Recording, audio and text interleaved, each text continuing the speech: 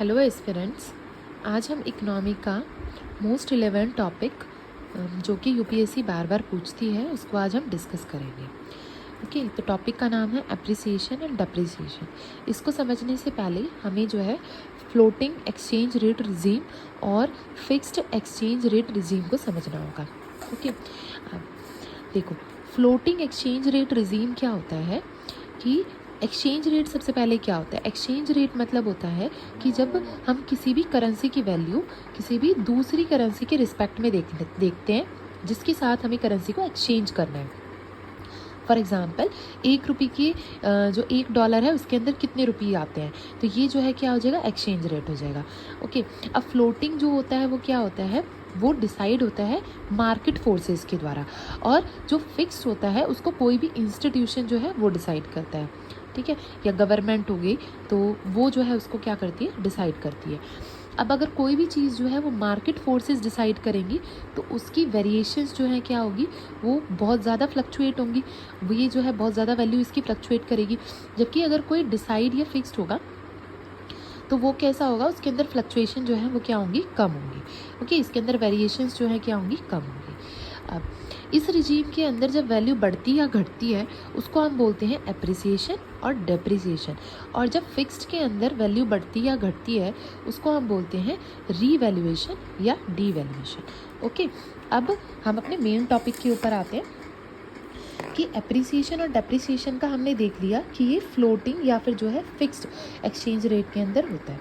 तो floating exchange rate को हम जो है फ्लेक्सिबल एक्सचेंज रेट भी बोलते हैं, और इस रिजीम के अंदर जब वैल्यू बढ़ेगी तो उसको हम क्या बोलेंगे, एप्रिसिएशन, और जब वैल्यू कम होगी तो उसको हम क्या बोलेंगे, डेप्रिसिएशन। अब यहाँ पे जो है हम एग्जाम्पल से समझते हैं। जब $1 हम जो है 80 रुपीज़ के अंदर ले रहे थे, तो जब ये क्या है, ये हमने अपनी कंडीशन, प्रेजेंट कंडीशन मानी।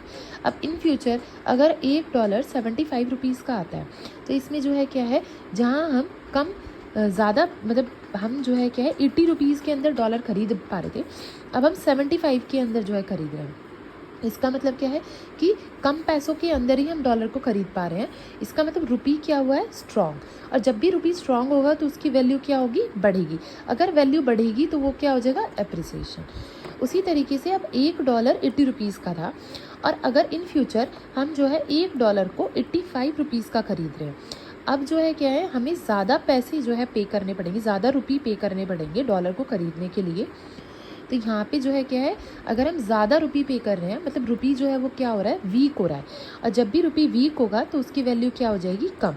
जब भी वैल्यू कम होगी तो वो क्या होगा, डेप्रिसिएशन। ओके, अब हमने जो फिक्स्ड एक्सचेंज रेट पढ़ा था हमने देख लिया, इसके अंदर क्या होता है, डीवैल्यूएशन या रीवैल्यूएशन होता है। अब यहाँ पे एक ये टर्म, ये जो है चाइनीज़ गवर्नमेंट करती है डीवैल्यूएशन। क्यों करती है, अपने एक्सपोर्ट्स को बढ़ाने के लिए।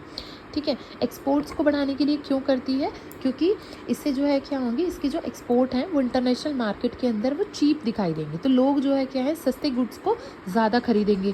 ठीक है, तो इसलिए जो है क्या है, चाइनीज़ गवर्नमेंट डीवैल्यूएशन करती है।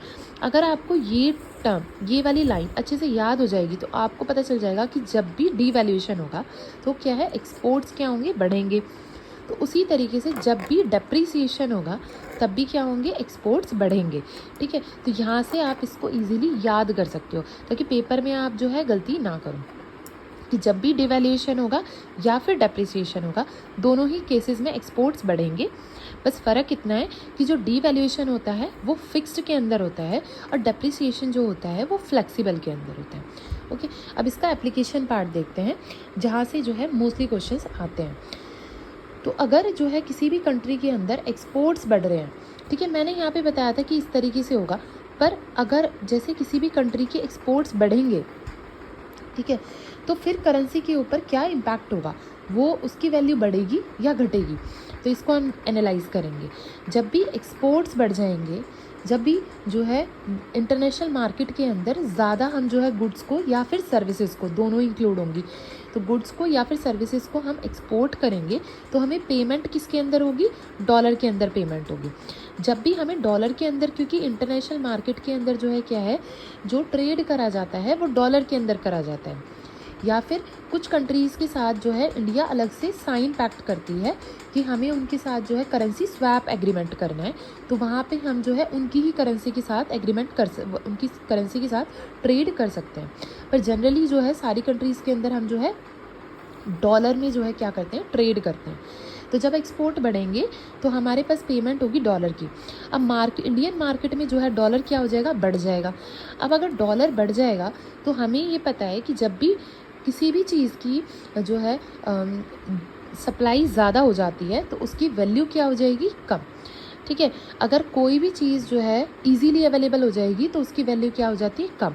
फॉर एग्जांपल अब देखो डायमंड होता है, डायमंड जो है उसको मैन्युफैक्चर करना और बनाना प्रोसेस जो है वो कैसा है, वो बहुत ज़्यादा कॉस्टली है, एक्सपेंसिव है, और उसकी माइनिंग करना भी जो है वो ईजी नहीं है, उसकी साइट ढूंढना भी ईजी नहीं है। ठीक है, तो उसकी जो है मार्केट के अंदर उसकी सप्लाई क्या होती है, कम। तो वो सप्लाई कम होती है इसलिए उसकी वैल्यू क्या होती है, ज़्यादा। अब फॉर एग्ज़ाम्पल कि कोई भी जैसे कोई भी फ्रूट है या फिर कोई भी वेजिटेबल है, फॉर एग्ज़ाम्पल टमाटर है। अगर टमाटर जो है वो क्या है इंडियन मार्केट के अंदर जो है बहुत ज़्यादा आ जाएंगे तो वो जो है इजीली अवेलेबल होते हैं और बहुत ज़्यादा क्वांटिटी में अवेलेबल होते हैं, तो सप्लाई बहुत ज़्यादा होती है इसलिए इसकी वैल्यू क्या होती है, कम होती है। तो इसको हम इजीली यहाँ से जो है क्या कर सकते हैं, याद कर सकते हैं। तो इंडियन मार्केट के अंदर जब भी डॉलर जो है उसकी वैल्यू जो है वो क्या होगी, सप्लाई बढ़ जाएगी, तो ये जो है क्या हो जाएगा, वीक हो जाएगा, और रुपी जो है वो क्या हो जाएगा, रुपी की जो है वैल्यू क्या हो जाएगी, बढ़ जाएगी। ओके, अब इसकी वैल्यू जो है वो क्यों बढ़ेगी, क्योंकि जब डॉलर है तो हमारे यहाँ पे जो इंडियन पीपल हैं उनको जो है यहाँ पे जो है ट्रेड करने के लिए या फिर कोई भी चीज़ खरीदने के लिए जो है किसकी ज़रूरत पड़ेगी, रुपी की ज़रूरत पड़ेगी। तो जो है क्या है, वो आरबीआई के पास जाएंगे, रुपी मांगेगी, तो रुपी की डिमांड जो है वो क्या हो जाएगी, बढ़ जाएगी। जब भी किसी की डिमांड बढ़ेगी तो वैल्यू क्या हो जाएगी, बढ़ जाएगी। तो यहाँ पे क्या हो जाएगा, एप्रिशिएट हो जाएगी वैल्यू। ठीक है, तो जब भी एक्सपोर्ट्स बढ़ेंगे तो यहाँ पे क्या होगा, एप्रिसिएशन होगा। अब सेकेंड, अगर कोई कभी इम्पोर्ट बढ़ते हैं, मतलब हम बाहर से जो है गुड्स या सर्विसेज खरीद रहे हैं, तो उसमें जो है क्या है, हमें जो है पेमेंट करनी पड़ेगी डॉलर के अंदर। ठीक है, तो हम जब डॉलर के अंदर पेमेंट करेंगे तो हमारे यहाँ पे रिजर्व्स जो है वो क्या हो जाएंगे, कम हो जाएंगे, डॉलर इंडियन मार्केट के अंदर कम हो जाएगा, और जो इसकी डिमांड है वो भी क्या हो जाएगी, बढ़ जाएगी, क्योंकि सभी को जो है क्या है, रुपी को डॉलर के अंदर एक्सचेंज कराना है और बाद में इंटरनेशनल मार्केट में पेमेंट करनी है। तो जिसकी वजह से जो है क्या है, डॉलर की डिमांड बढ़ जाएगी, तो डॉलर जो है वो क्या हो जाएगा, स्ट्रॉन्ग हो जाएगा, और वहीं पे रुपी जो है क्या है, सब जो रुपी है वो क्या हो जाएगा, वीक हो जाएगा डॉलर के कंपैरिजन में। तो इसलिए रुपी जो है क्या हो जाएगा, डेप्रिशिएट हो जाएगा। तो हमें ये याद करना है कि जब भी एक्सपोर्ट्स बढ़ेंगे तो यहाँ पे क्या होगा, एप्रिसिएशन, जब भी इंपोर्ट बढ़ेंगे तो क्या होगा, डेप्रिसिएशन होगा। ओके, अब एक और इसके अंदर जो है यूपीएससी में पूछा जाता है लिंक करके कि जब हम इन्वेस्टमेंट अगर हमारे बढ़ेंगे तो हमारा एप्रिसिएशन होगा या डेप्रिसिएशन होगा। और एक टर्म होती है कैपिटल फ्लाइट। कैपिटल फ्लाइट का मतलब क्या होता है कि हमारे यहाँ से डॉलर जो है वो बाहर जाने लगेगा। ठीक है, जब जैसे बाहर के जो लोग हैं जिन्होंने यहाँ पे डॉलर फिक्स्ड डिपॉजिट करा हुआ है या यहाँ पे कोई इन्वेस्टमेंट करी हुई है, जब वो अपना पैसा वापस क्या करेंगे, वापस अपनी कंट्री के अंदर ले लेंगे, तो जब जो है इंडियन मार्केट में से वो उसको एब्जॉर्ब कर लेंगे। ठीक है, तो जब क्या होगा, एप्रिसिएशन होगा या डेप्रिसिएशन होगा। अब देखो, जब भी इन्वेस्टमेंट बढ़ेगी, अगर वो एफडीआई में होगी तो वो ऑफकोर्स फिक्स होगी, तो इन्वेस्टमेंट जब भी आएगी तो वो अपने साथ क्या लेकर आती है, डॉलर लेकर आती है। तो इंडियन मार्केट के अंदर डॉलर बढ़ जाएगा। अब मैंने आपको बताया था, जब भी जो है इसकी सप्लाई, डॉलर की सप्लाई इंडियन मार्केट के अंदर बढ़ जाएगी तो रुपी की डिमांड इंक्रीज़ होगी, रुपी की वैल्यू इंक्रीज़ होगी, और क्या होगा, एप्रिसिएशन होगा। वहीं पे अगर कैपिटल फ्लाइट होता है, कैपिटल फ्लाइट मतलब अगर डॉलर जो है इंडियन मार्केट से कम होने लगेगा, तो जब उसकी जो है वो क्या होगा, उसका अमाउंट जो है वो डॉलर का वो जो है कम हो जाएगा, तो वो जो है क्या हो जाएगा, स्ट्रेंथन हो जाएगा, स्ट्रांग हो जाएगा, तो रुपी क्या हो जाएगा, वीक हो जाएगा, और यहाँ पे क्या हो जाएगा, डेप्रिसिएशन। तो कैपिटल फ्लाइट के अंदर डेप्रिसिएशन होता है, इन्वेस्टमेंट के अंदर एप्रिसिएशन होता है। ओके, और इसीलिए जो है क्या है, इंडियन गवर्नमेंट इन्वेस्टमेंट को प्रमोट भी करती है ताकि रुपी जो है वो क्या हो जाए, स्ट्रॉन्ग हो जाए। और जितना रुपी स्ट्रॉन्ग होगा, जितना जो है वो स्ट्रॉन्ग हो जाएगा, एप्रिशिएट हो जाएगा, वो जो है क्या है हमारे रुपये की जो है इंटरनेशनलाइजेशन के लिए जो है इम्पोर्टेंट है।